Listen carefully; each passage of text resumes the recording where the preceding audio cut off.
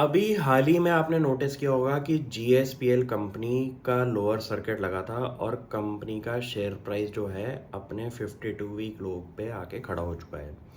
घबराने की दिक्कत नहीं है, क्योंकि अगर आप इसके ऊपर जो नोटिस करेंगे कि न्यूज़ जो आई है उस पे आप अगर डिटेल में पढ़ेंगे तो आपको समझ में आएगा कि क्या हुआ है इस कंपनी के साथ। सिंपल सी बात है, पीएनजीआरबी जो अथॉरिटी है जो कि गैस के टैरिफ जो है डिसाइड करती है इन कंपनीज के लिए, उसने सिंपल सी कैलकुलेशन करके पाइपलाइन जो टैरिफ है उस पे तकरीबन तकरीबन 50% डिक्लाइन दिखा दिए उनके प्राइस पे।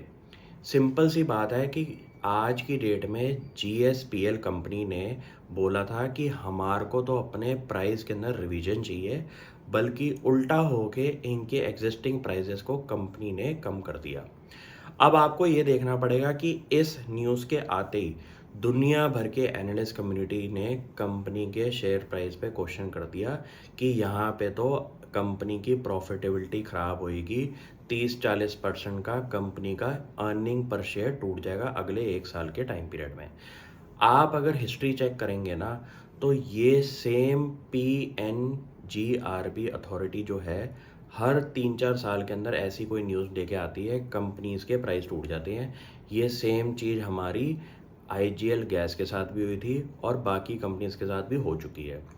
यहाँ पे आपको ये सोचना पड़ेगा कि इस जो अनाउंसमेंट है उसका इम्पैक्ट क्या लॉन्गर टर्म में आप देख रहे हैं कि इसका एक शॉर्ट टर्म इम्पैक्ट है। जहाँ तक पिछली कैलकुलेशंस की बात करूँ, पेट्रोनेट एलएनजी, आईजीएल गैस, इनके साथ भी सेम सिचुएशन हुई थी और शेयर प्राइस ऐसे ही लगभग लगभग टूटे थे। लेकिन यहाँ पे आपको ये देखना पड़ेगा कि ये जो कंपनीज है ना, ये इतने बड़े लेवल पे इंफ्रास्ट्रक्चर डेवलपमेंट कर रही हैं गैस पाइपलाइंस को लेके कि इनको अगर हल्का सा भी अर्निंग्स के अंदर डिक्लाइन आएगा तो इन्होंने अपनी जो फाइनेंशियल कमिटमेंट्स हैं इंफ्रास्ट्रक्चर डेवलपमेंट के लिए उन पे भी क्वेश्चन करना शुरू कर देना है और आगे का फ्यूचर केपेक्स जो है वो रोक देंगे। क्यों? किसी कंपनी को अगर बिजनेस के अंदर 30-40% का डिक्लाइन आ जाए अर्निंग्स के अंदर, तो वो अपने केपेक्स प्लान भी उसी टाइम रोक सकते हैं और इसका डायरेक्ट बेनिफिट जो होगा वो किसी को भी नहीं मिलने वाला। क्यों? क्योंकि सिंपल सी बात है कि अगर उनके रेवेन्यू मॉडल के अंदर कुछ कैलकुलेशंस करके आप उनके अर्निंग्स पे इतना बड़ा डिक्लाइन दिखाएंगे, तो उनकी फ्यूचर कैश फ्लो से जो उन्होंने केपेक्स करना है वो उन्होंने करना बंद कर देना है। इस पूरी की पूरी स्टोरी में जहाँ तक अगर मैं पिछले के रिकॉर्ड्स चेक करूँ, तो किसी भी कंपनी ने जब अपना बॉटम मारा है उसके बाद उन्होंने न्यू ऑल टाइम हाईज मारे हैं, जस्ट बिकॉज इस अनाउंसमेंट के अंदर वापस में कोई चेंज आता हुआ दिखाई दिया है। अगर हिस्ट्री की बात करें तो जब जब ऐसी अनाउंसमेंट्स आई हैं, स्टॉक प्राइस ज़रूर टूटे हैं शॉर्ट टर्म के अंदर, लेकिन लॉन्ग टर्म के अंदर इनके अंदर वापस ऑल टाइम हाईज तोड़ने का आपका हिस्ट्री चेक होती है। आपको ये देखना पड़ेगा कि जब आप न्यूज़ ऐसी आती है तो इसके अंदर पुरानी न्यूज़ को आप चेक करें कि ऐसा जब हिस्ट्री में पहले हुआ तो क्या रिजल्ट्स आए थे।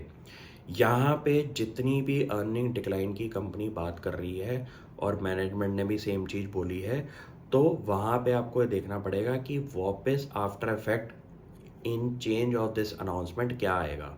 क्योंकि अगर ये अनाउंसमेंट वापस रोल बैक होती है तो कंपनी के अर्निंग्स के अंदर कोई इम्पैक्ट आएगा नहीं और वापस शेयर अपने लेवल पे आके खड़ा हो जाएगा।